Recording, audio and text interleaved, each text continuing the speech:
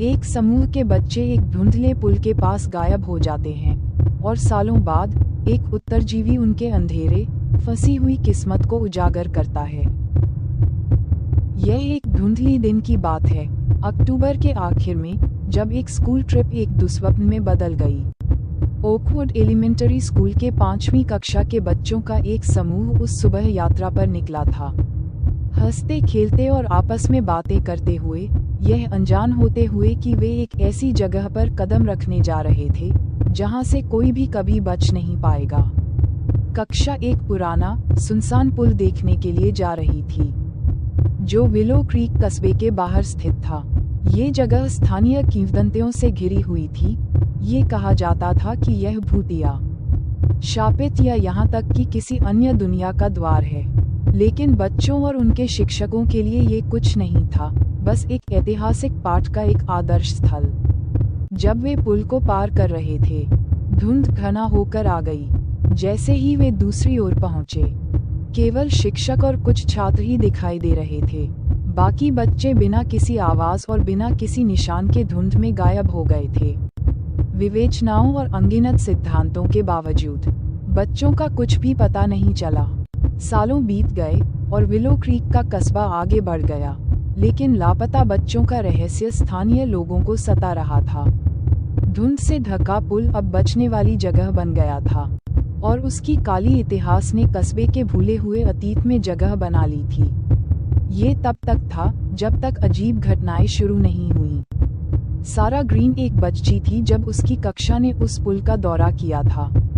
उसे दूसरों की हंसी, हवा में गीले पत्तों की महक और उस असहज भावना को याद था जो पुल पर कदम रखते समय उसे महसूस हुई थी। जैसे कुछ उनका इंतजार कर रहा हो। लेकिन वह दिन खत्म हो गया, बच्चे गायब हो गए और जीवन आगे बढ़ गया। अब एक वयस्क के रूप में सारा विलो क्रीक वापस आई थी, ताकि वह उन अजीब सपनों को समझ सके जो वह इन कुछ हफ्तों से देख रही थी। हर रात पिछले कुछ हफ्तों से वह जाग जाती थी खिड़की पर हल्के खटखटाने की आवाज से, छोटे से टकराने की आवाज। हमेशा उसी समय, आधे रात के आसपास। शुरुआत में उसने सोचा था कि यह सिर्फ हवा का खेल था। फिर उसने सोचा कि यह एक मजाक हो सकता है। लेकिन जब टक्करें धीरे धीरे नर्म, गुहार लगाने वाली फुसफुसाहट में बदल गईं, तो उसने सोचना शुरू किया कि शायद ये कुछ और था। एक शाम, जब धुंध कस्बे पर एकदम घनी चादर की तरह छा आई, सारा बिस्तर से उठी। खटखटाने की आवाज फिर आई, और आज रात फुसफुसाहट और भी जोरदार और स्पष्ट हो रही थी।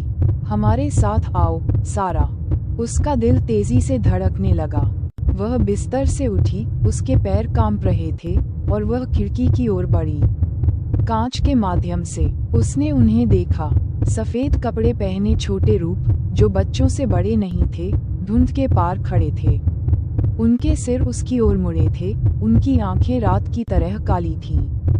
फिर वे धीरे धीरे चलने लगे, सावधानी से, उद्देश्यपूर्ण रूप से। पहली बार सारा को ये पता चला कि उसे क्या करना था।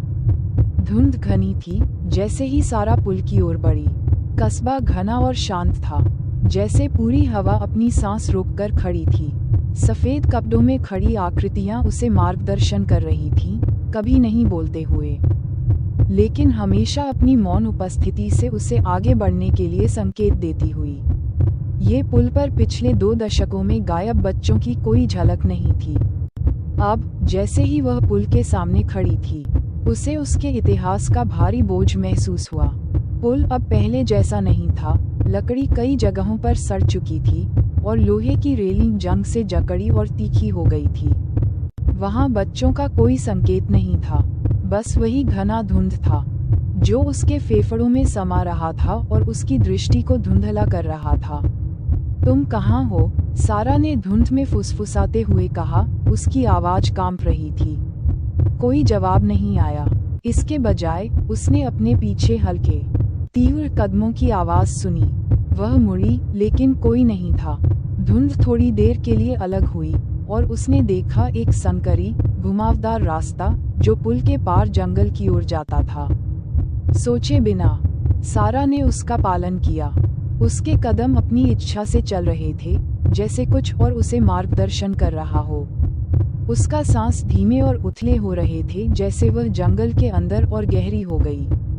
पेड़ उसके ऊपर खड़े थे, जैसे मूक पहरेदार, उनकी उलझी शाखाएं जैसे पंजों की तरह फैल रही थीं।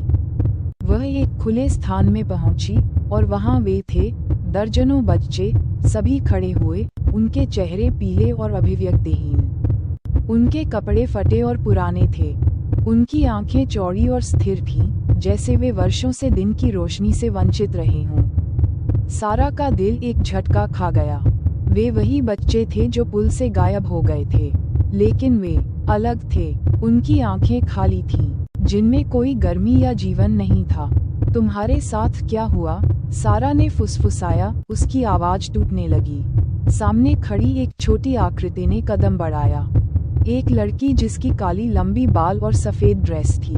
उसने सारा की ओर देखा, उसकी आंखें खाली सी थीं, फिर उसने अपनी आवाज में फुसफुसाया, हम तुम्हारा इंतजार कर रहे थे। सारा, इंतजार कर रहे थे मुक्त होने के लिए। सारा कुछ कहने के पहले जमीन में हलचल शुरू हो गई। पृथ्वी फटी और बच्चे धीरे धीरे, लगभग एक साथ चलने लगे। उनकी आंखें सारा पर लगी हुई थीं। वे सिर्फ बच्चे नहीं थे, वे कुछ और थे। उनकी पीली त्वचा मध्यम रोशनी में चमक रही थी। उनके शरीर अस्वाभाविक रूप से मुड़े हुए थे, जैसे वे सारा की ओर बढ़ रहे हों। उनके आवाजों में एक गहरी, डरावनी ध्वनि थी, हमसे जुड़ो, हमसे जुड़ो। अचानक धुंध साफ हो गई और सारा अकेली खड़ी थी।